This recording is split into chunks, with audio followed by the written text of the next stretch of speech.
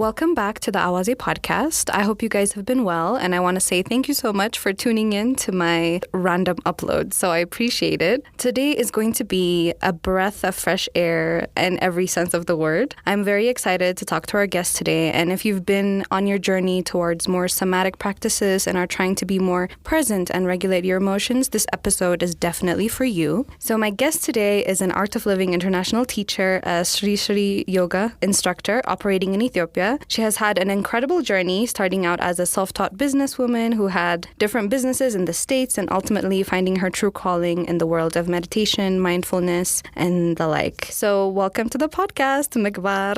Thanks for having me, Stansai. Thank you so much for coming. I really appreciate you joining us today at the Awazi podcast, and I'm eager to learn more about your remarkable story and the insights that you have to share about the transformative practices that you've had. So for the people who haven't done an in-depth research about you like I have, give us a little bit of who is Megbar and like what's your background? Who are you as a person? A big question, but I'll see. We'll see what we can do. Yeah. Well, my name is Megbar Ayalew. I was born, raised here in Addis till the age of 18, and I went to the States and went to school and then started my own business with partners, and it was a successful business, starting out with Ethiopian restaurant and moving on to nightclubs and entertainment industry, which has been a very interesting ride for me. I've lasted in that business for 20 years, and for a nightclub business, it is very unusual to last 20 years. That long, right? Yeah. So in that sense, it was really a very exciting time for my life. Mm-hmm. And I remember I enjoyed whatever I was doing, and it was really exciting, and we were all having fun. And then at one point, things happened in my life, and then my direction changed into searching and seeking and understanding myself and who am I. That question brought a teacher into my life who was a meditation teacher, an Ethiopian teacher. His name is Samuel Ababa. He lives in the States. And right from the start, I enjoyed just a totally different thing from what I'm used to doing. And I never even realized that I was living on autopilot, like I am programmed and brainwashed, and I'm living my life from that stage. And it was just really eye-opener. So that got me started into meditation. And then from that, while in the business, I also realized it's really not about business, making money and all that, but there has to be something more in life than what I'm used to. So that got me out of the business. Like I walked away from a successful business. I laugh sometimes. I say, the book, The Monk Who Sold His Ferrari. Yes. I feel like I'm one of that. You sold your 20-year-old successful business. And said, I just walked into this unknown. Yeah. Where it's taking me, I don't know, but it brought me to Ethiopia. And here I somehow got introduced to the art of living, and that journey is keeping me going. It's since 2007, and the art of living journey, and it's been very satisfying and really life-changing for me. Yeah, that's amazing. Yeah. I love that. Yeah. I mean, I'm so interested to dive more deeper into that. So let me just start by saying, currently, what do you do and why?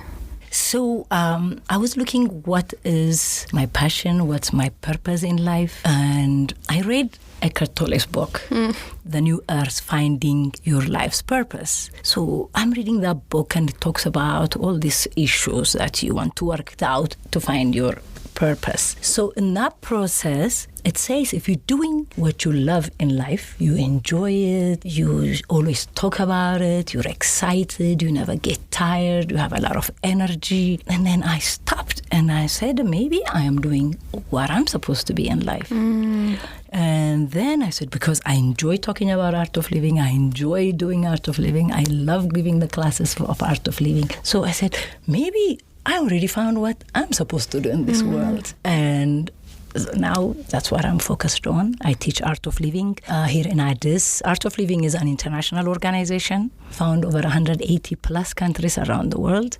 We are a humanitarian and educational organization. We established Art of Living in Ethiopia And I'm offering this class now.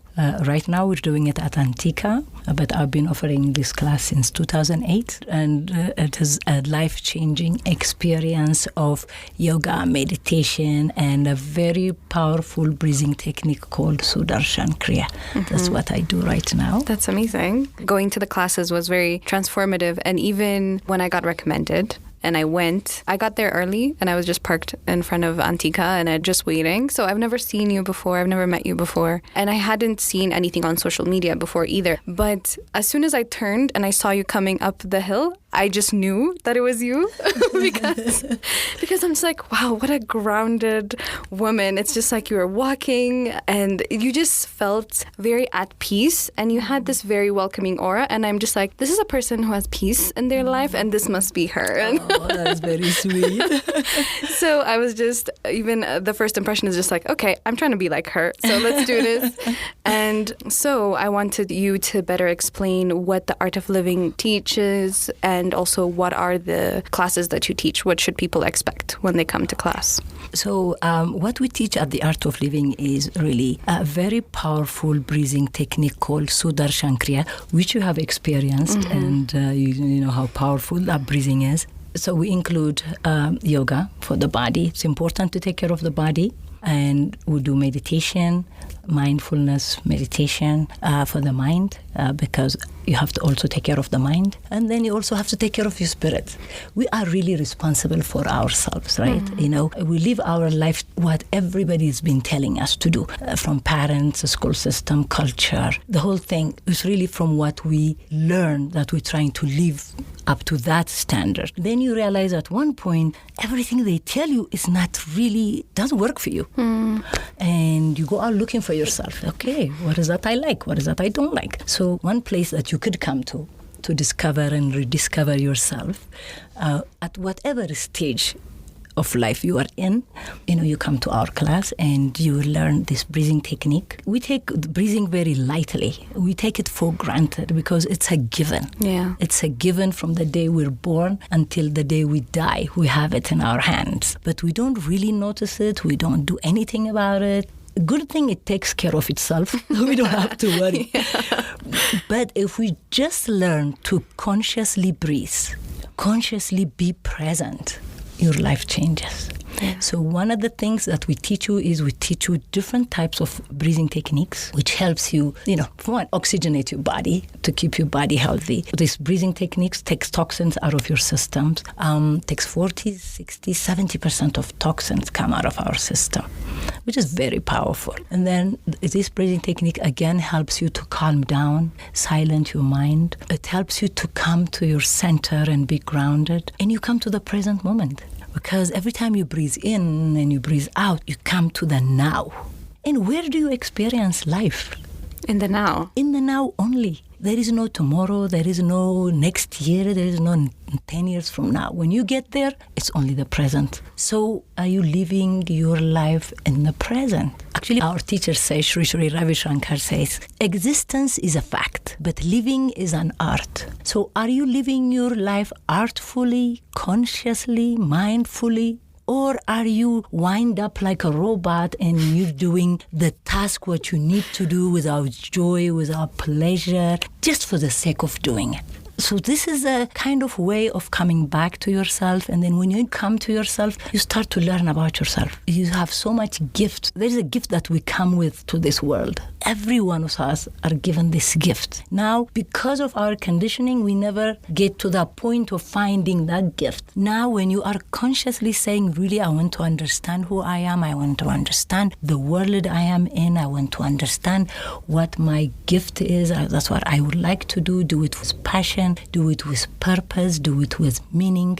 And then you're going to look for something to help you do that. So I believe the Art of Living is one of the ways, because you learn to meditate, which is one way of coming back to yourself, examine your belief systems. And then breathing technique is another way. And then you may have your own way. You may do nature walks. You may do, stuff just to spend time with yourself, to get to know and understand yourself. So really, it's a very powerful thing. The breathing itself, it clears your physical, emotional, whatever you're holding in your body. So it is a great way of unblocking, letting go and excavate what's inside of you and be in touch. And that part of you is so powerful. That part of you, it's just the fact that you do things consciously is power itself. And then when you are conscious of your life and you do things mindfully, your life changes. You're not in this, like I said, autopilot. You don't react to things for everything, You respond more.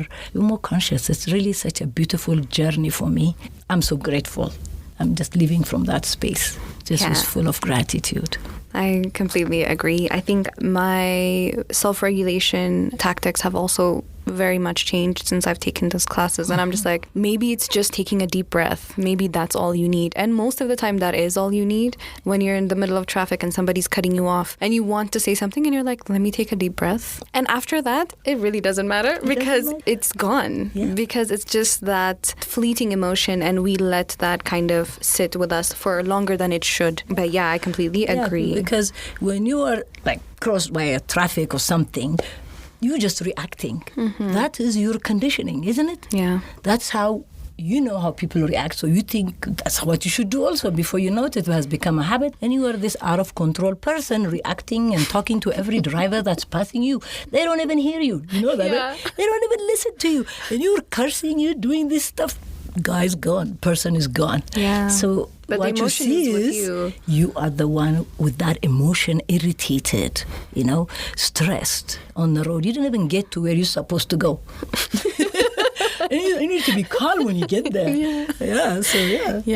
So as an Art of Living International teacher, coming into Ethiopia where most of the time, I think I saw a recent study that said, I think around 98% of the population is religious and adheres to a specific Abrahamic religion most of the time. Yes. So was it hard to introduce that to people who are religious? I mean, this has nothing to do with religion, but did you find that some people have a hard time understanding it because of that?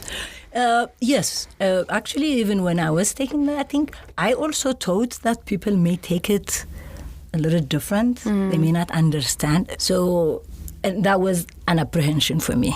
So one of the things in the training were asked, well, what is that you doubt about this knowledge or this understanding? So I mentioned that. And no specific answer was given to me. The fact that I verbalized it, the answer comes to you, right? Every time you ask a question, answer comes. So what I realized is, this teaching is about regulating yourself, like you said, watching yourself. What is the mind doing? What are you doing? Where are you? Even when you want to pray, is your mind always totally there?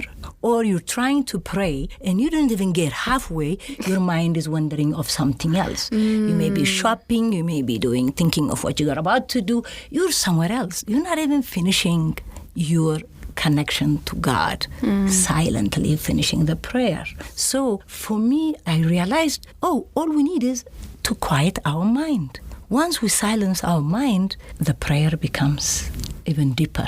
It has nothing to do with whatever religion, whatever belief system that you have, whatever religious practice that you're doing, it only makes your practice stronger. So once I understood that, I said, no worries. Yeah.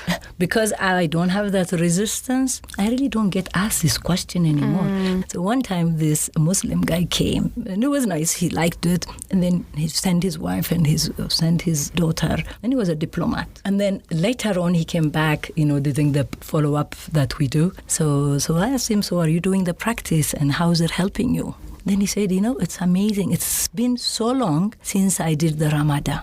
But since I've done this course, I went back to doing my religious practices. And it really has been so deep and so grateful. So wow. So, it is for everybody. Yeah. It's for everyone. So what was the turning point for you to shift from this business mindset to art of living, if you don't mind sharing? No problem. I had a relationship breakup. It's a long-time relationship breakup. I guess I never expected it coming. It was one of those things, it's right? one of those things. We never do. It's just, oops, what just happened? At the time, it kind of shocked me. It put me in a different state of mind. I was disappointed. I felt, all that stuff that comes with a relationship breakup. Definitely.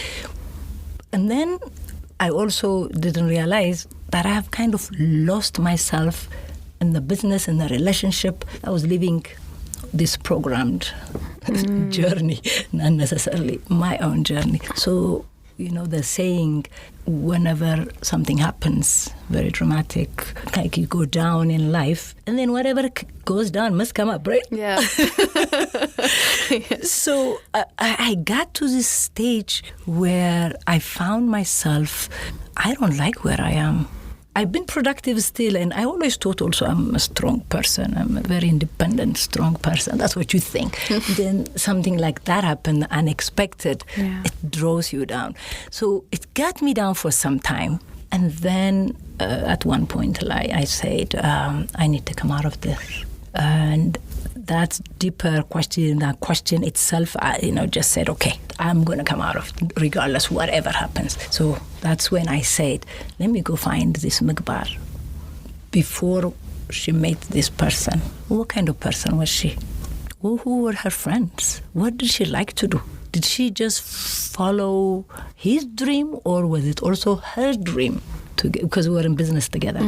So I got into that question. So I need to find me. And I was young, maybe 23 when I met the person. So I was very young. So nothing formed yet.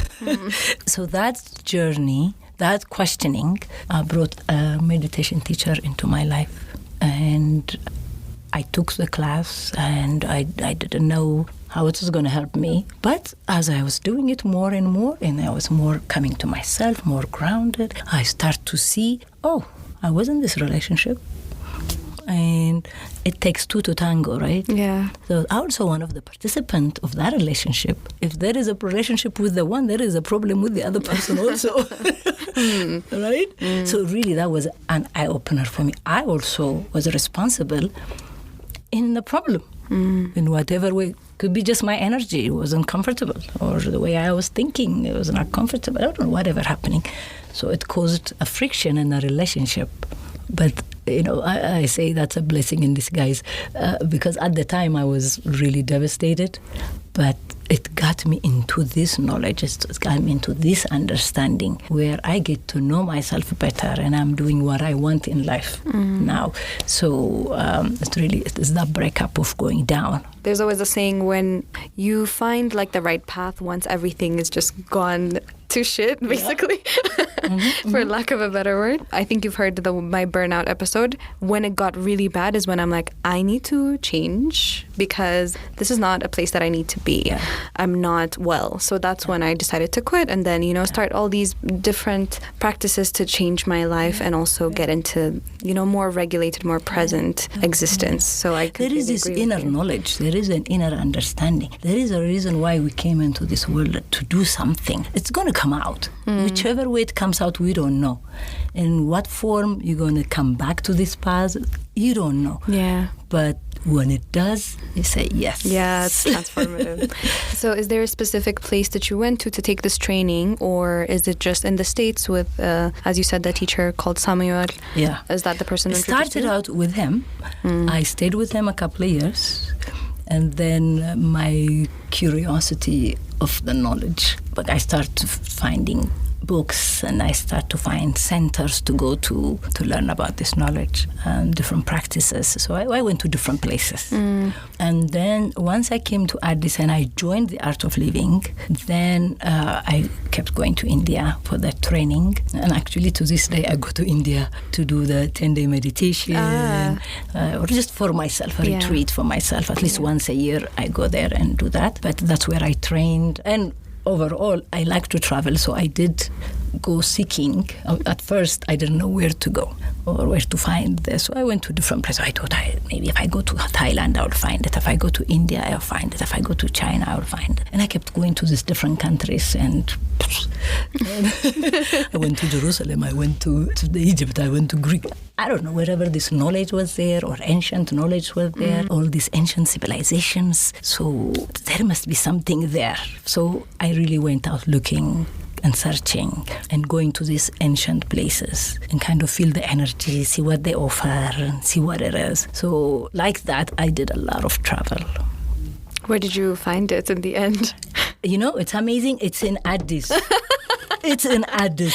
You never have to go. Rumi has this saying, you know, you don't have to go looking in the wild, in the wilderness, in the desert. The thing is in your heart, or something. You say something like that. So, that makes sense.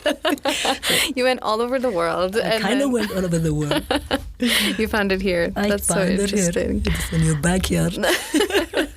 So during your teachings here for Art of Living, what are some of the most common challenges that your students face when it comes to incorporating mindfulness, meditation, yoga into their daily life? And how do you help them overcome these obstacles? So we have a program, the first one you take for the weekend. And then we're there every weekend if you want to continue and you want to be supported and progress in your practice. But even if you come for those 2 days, you learn the practice, you learn the technique, you also learn a technique how to continue at home. Mm-hmm. So I know a lot of people don't make time for themselves.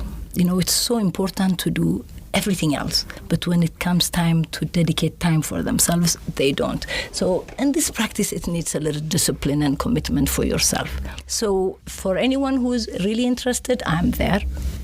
If they don't have time to come back, they can do the practice at home at all times. Yeah. So there are also social medias where we have some meditations and some yoga so that they can do the practice. The breathing, this Sudarshan Kriya is the only one you have to come to the class to get it. So you just have to make time. So I see people don't make time for themselves. That is their challenge. I'm a volunteer, by the way. So I really show up for anybody who likes to come and do the practice. But people need to make time for themselves. They have to see the importance and the benefits of it for them. So even if they don't come, for me, I have this thing. As many people have given the course, some come back, some I run on the street or something, and they say, from the day they learned that practice, they're still doing it. Some call me breathing lady because they say breathing lady, because whenever they're emotional or something happens, they remember to breathe and they say they found something powerful. So they're grateful to that. So personally, I just encourage people to keep coming because it is their life and they want to experience their life fully, not just, with half-hearted. Yeah, exactly. On the run, everything is on the run. I'm busy. Yeah, that's basically everybody's thing. But also they're spending like hours on social media at the same time. So, which is a tangent. Do you believe that our use of devices have affected like our mindfulness and meditation? Oh my goodness. It's an obvious question, but I want to hear your perspective. It's taking away our ability to use our own mind. It's nice to have the information at hand. I mean, it's beautiful. I mean, this is like probably the most important time in our life to have this kind of information and connected to the world all at one time. This is really unity, right? Yeah. But if you're mindful, if you're very choosy what you're hearing, what you're listening, if you're very protective of your mind so you don't spoil your mind with all these things that's thrown at you, then you're okay. But if you're just whoever is posting, that's all you're looking at, you're not contributing anything to that, it's not adding up anything to your life except it's taking away your focal points, your mindfulness. And you're wasting your time too. You're not learning anything. So I say guard your mind. Use it really wisely. But nowadays they even say they're going to have a Neuralink kind of thing. So, I mean... Insane. It's insane. We're the one creating this technology. And now this technology is going to be controlling us. It just doesn't make sense. Giving away your power. Autonomy. Just willingly giving it away. just willingly giving it away. I know. It's crazy. But yeah, probably people are going to be hearing this podcast through social media and stuff like that. So there is ways to pick and choose what you watch. Yeah. Also, your device, there's a way that you can set it up where it tells you how much time you're spending on it. So that has been very much, for me, a big change. So if I'm spending 20, 30 hours on social media platforms, that's like a working week. That's a working week. Yeah, you could be doing so many things. You should get paid. Exactly. You should be getting paid for scrolling. But in any case, yeah, I completely agree with you. I also like what the young people are creating, like you, creating a podcast like this. You're being creative. You're using the technology to enhance your life. That is powerful. Then you are not, even if you spend time, you're educating, you're sharing something important to others. So that's also the definitely. So there is like, a positive side and a negative side. It's about making sure you're guarding what you're absorbing. Definitely. So in your experience, how do the concepts of like success and happiness intersect? Because you had a successful business, that's why I'm asking. And what advice would you give to someone who's struggling to find that balance in your life? Yeah, we'll always go seeking for happiness, right? We attach things and situations to happiness and to people to happiness. But joy is something that's within you, that's your nature. So as a business person, it was successful, we were busy, but I don't know, somehow I was comfortable and I was happy. But you know that money is not everything. Money doesn't buy you joy, but money doesn't buy you love. Money doesn't buy you happiness. It gives you pleasure, temporary pleasure. It gives you means to live your life. And it's important to have money. I'm not saying it is. So finding balance is important. And having the money is for the means. And yes, use it wisely. It has its own energy. It has a flow, ebb and flow kind of thing. You know, you give, you receive. So it has its own energy. It's important. But from where I was, the money was not the only thing. There was something missing in me. That's how I felt. So to find that is when I walked out, and when I found myself, I'm not saying I'm still making money, but I'm allowing money flow for me. into, So you still need to work, but doing something you love, doing something you enjoy has more meaning for you. It will always be lighter, more energetic, more joyful in life. Like I see parents, they work hard for their kids, they work hard for themselves. They want to give or provide for their kids and family, but they never create that connection with their kids because they're always busy. When you ask them why you don't spend time with your kids, they say, but I'm making money for the kids, for my family, I'm working hard. So they lose that quality time that they could spend, that love and connection that you can create with your kids. You end up working, and at one point the kids leave. Even the kids go, and you've never created that connection. That bond. Even though you love your kids, you did everything for your kids, and you're not connected to your kids.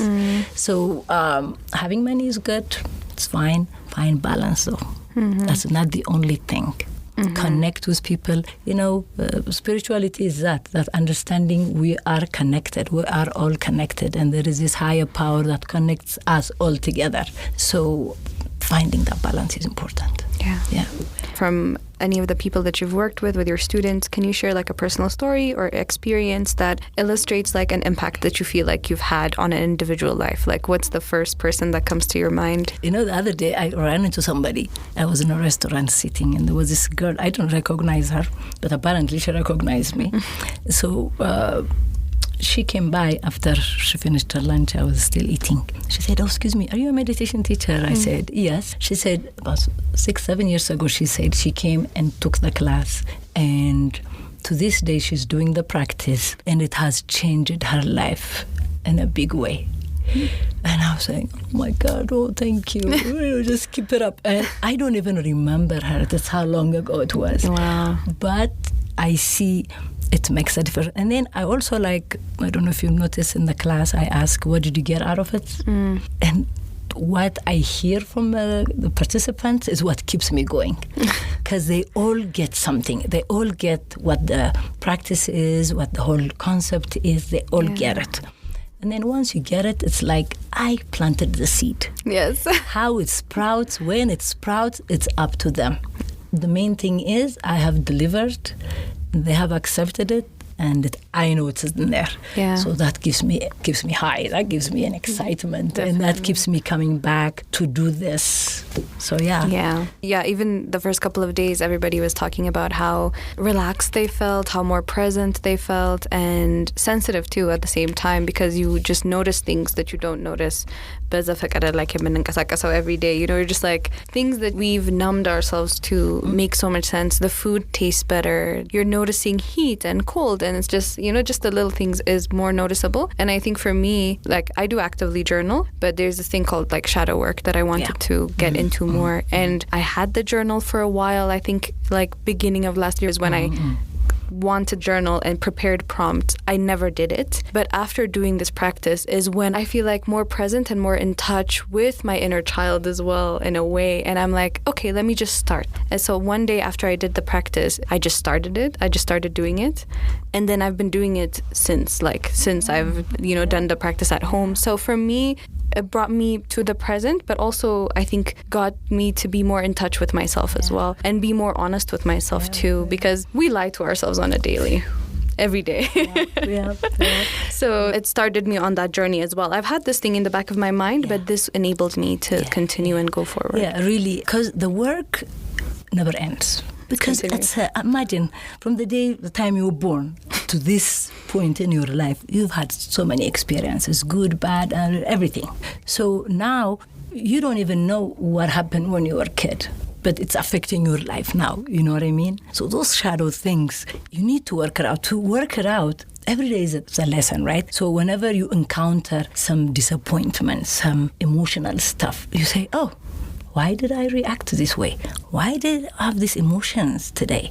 I need to examine that. I need to go back, see where I picked that habit. When did this emotion start to be overwhelming? When did I pick it up? Why did I pick it up? What was the situation? How can I remedy that situation? How can I go back and correct that situation? So every day becomes a practice like that, especially if you're journaling. I mean, that's the beautiful thing. Journaling is really a way of releasing, a way of letting go. And memories would come. When you start to write, a lot of would come and you can reflect on it. And because you're looking at it objectively, it doesn't take so much emotion out of you. And then you can really learn to manage and change your way. So yeah, good for you. Good for you.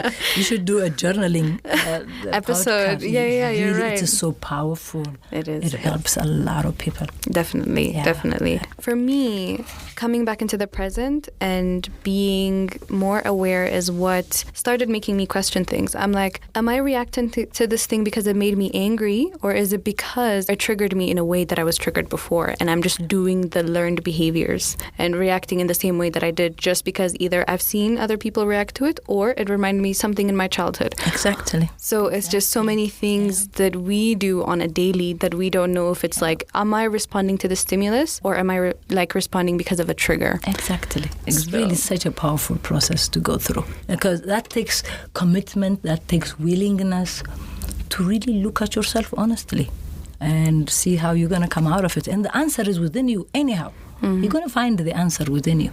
But that questioning I think is important. Good for you. Thank you. But this exercise is what is more bringing me to the present and asking those questions as well.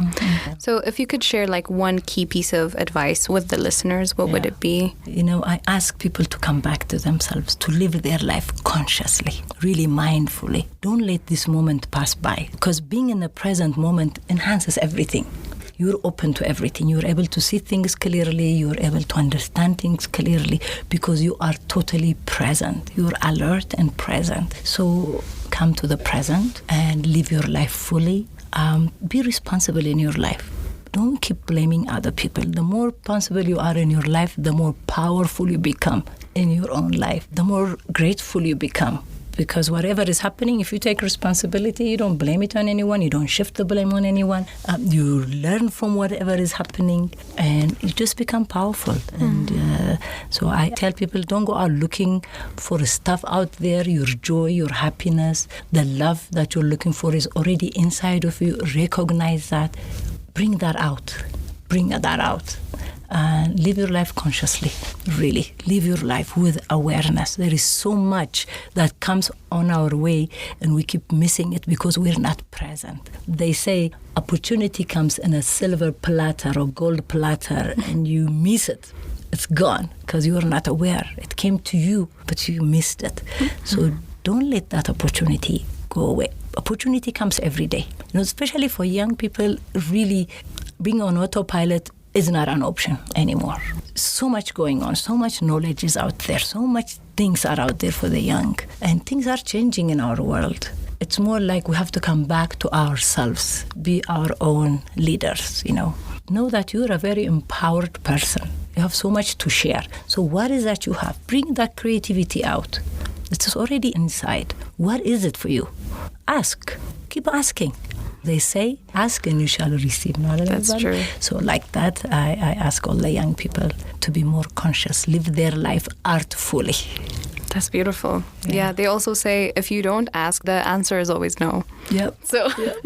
So in this next section, we have like a little rapid fire fun question segment. So so the first one would be like, if your family members were to describe what you do for a living now, what would they say? They know I'm having fun. They thought when I stopped the work, they thought I was crazy. Now they say, good for you, How did you know? I said, I don't know. I was guided by my heart, so, I'm having fun. So they would say, like, she's chilling, she's having fun right now. Yeah, I'm having fun. I love that. Yeah. That's awesome. I want to ask, what's like one song that was a staple at your nightclub that you have fond memories of? In the clubs, we have different rooms. Mm-hmm. So I used to hang out mostly in the jazz room or in the oldies room. Okay. Because I get relate to it. It's chill.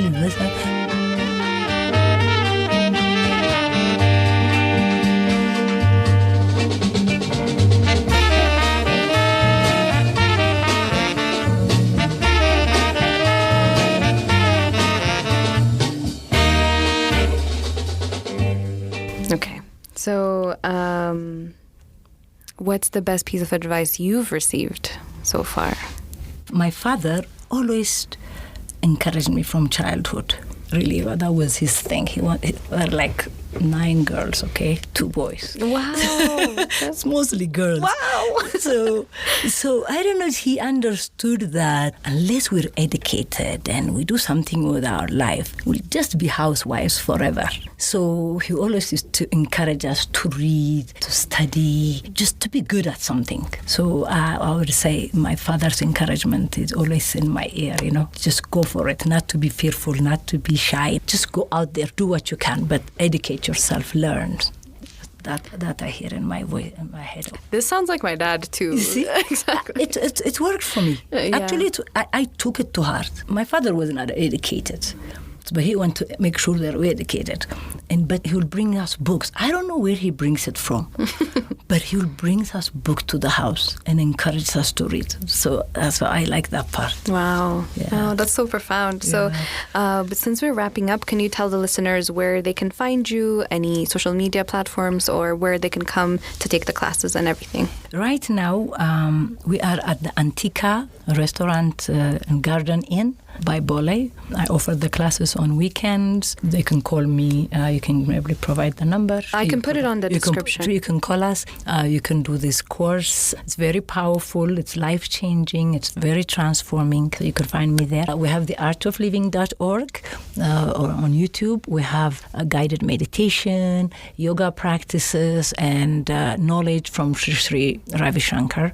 Because knowledge keeps you in the path. When you're immersed in the knowledge, that is when you grow. So knowledge is important. So whenever they get a chance, it doesn't matter. Knowledge is important. That's awesome. Yeah. So I'm so glad. I'll put everything in the description. Thank you so much for coming. I really do appreciate it. Thanks, I really appreciate that. Thank you. I appreciate that you came to the course. And then when you asked me to come, and I said, oh, she knows what I'm doing. So we can have a nice conversation. Yeah, so definitely. Thanks for having me. You're doing a great job. The young people need to be inspired, motivated, and do what you do, because pass on what you know. Share is important. So Definitely. Good for you. Good for you. Keep it up. Thank you so much. Thank you. And that's the end of this episode. You'll find all the information that you'll need in the description down below. And, well, we'll see when the next upload is going to be. So thank you so much for tuning in. Bye.